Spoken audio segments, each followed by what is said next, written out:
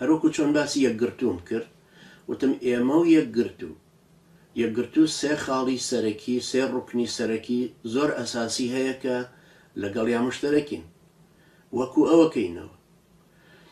لەوانەش وتمان یەکەم فکری سیاسی ئیخوان گومانی تیانە لە مەدای هەشتا ساڵی ڕابردووە یەکەمین کەس بوون یەکەمین لایەن بوون توانیان مەدرسەیەکی فکری سیاسی مستەقل دروست بکەن و سەر بە هیچ کەسێک نەبێ و دوایی هەوڵ بدەن بۆ هێنانەوەی حکمی خوای پەروەردگار. ئەنجا ئەم فکرە سیاسیە تەتەوری کرد و جەماعەتی لەسەر دروست بوو، جەماعەتەکە خۆی لق و شتی جیاوازی بۆ دروست بوو.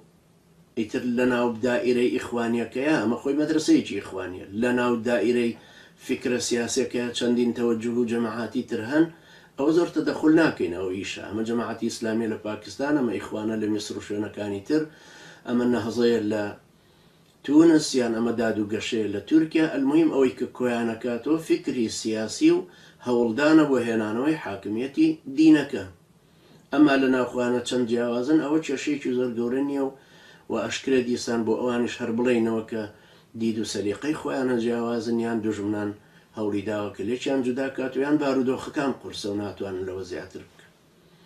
هەر لە هی ئیخوانە وتمێکێک لەو ڕوکنانەی کە لەگەڵیانە هاوبەشین بریتیە لە پەروەردەکردنی تاک و خێزان کە ئەمە بە هەموو ئیخوانیەکەوە دیارە لە هەموو جیهانە.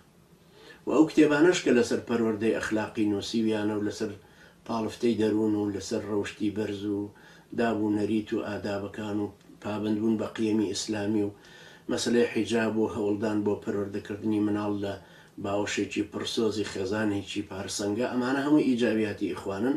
ڕوکنی دووهەمە کە لەگەڵیانە مشتەرەکین و ئێمەش هەوڵەدەین وابین.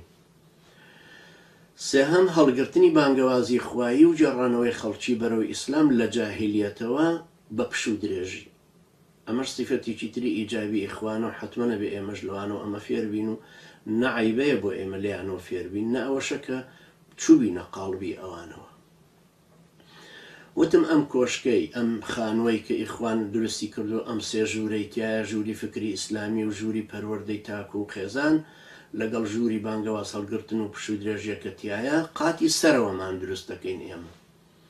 قاتی سەرەوەمان بریتیە لە داڕشتنی عەقیدەیەکی پاک و واضح و ڕۆشن و ڕاشکاوانە لای تاک و کۆی جەماعەتەکەمان هەبێ. ئەمە قاتی دووەمە، ژووری دووەم لەسەر ژووری فکرە ئیسلامیەکە. ژووری پەروەردەبوونەکەش لەسەر تاک و خێزانەکەش بریتیە لە پەروەردەبوونی ئومەتێکی عەقائیدی بە ئیمان و هیجرەت و جیهاد و ئیوا و نوسڕەت کە لە ئایەتەکانی 72-74 ئەنفال و لووتکەی هەرە بەرزی وەسفەکەش لە 22 سورەتی ئەلموجادلەیە هاتووە. ئەمە ژووری دووهەمە کە لەسەر پەروەردەبوونەکە. ژووری سێهەم کە لەسەر ژووری پەروەردە ژووری بانگەواز و پش و درێژیەکە ئەبێ، ژووری شاهیدیدانە لەسەر خەڵکی لیتەکون و شوهەدا عەلە الناس، شاهید بین لەسەر ئەوەی کە ئەو خەڵکەی لە دینی خۆیان نەماوە بڵین لە دینی خۆیان نەماون. هەروەکو خوای گەورە فەرمێ قول یا ئەهل الکتاب لستم عەلی شەیئین حەتى تقیموا التەوراة. ئێمەش ئەبێ بەو خەڵکی خۆمان بڵێن و بڵێن ئادەی ئیسلامیەتەکەتان لەکوایە، ئێوە کوێ ئەم ئیسلامیەتەتان گرتووە کە واسان لە هەموو شتێکی هێناوە. تەبەن بە شێوەیەکی گشتیەوەی کە وازی لە نوێژەکەش هێناوە، بەس من لەوەیە. ئەنجا دێینە سەر ئەوانەی کە ئەڵێن تۆ کە زانایەکی ئیسلامیت بۆچی وازت لە تەبلیغەکە هێناوە؟ الذين يبلغون رسالات الله ويخشونه ولا يخشون أحدا إلا الله. تۆ کە داعیەکی مسلمانی بەم بانگەوازە خەڵکت لێکۆبووە، تۆ بۆچی چووی لەسەر مساومەیەکی سیاسی بۆی ببی بە ئەندام پەرلەمان یا ببی بە وەزیر، وازە لە بانگەوازە خواییەکە هێناوە. اختلافەکانمان ئەم جوزئیاتانە بێرخستنەوەی یەکتریەکەن لیتەکونوا شوهەداء عەلى الناس، پاشان ئیعداد و جیهاد.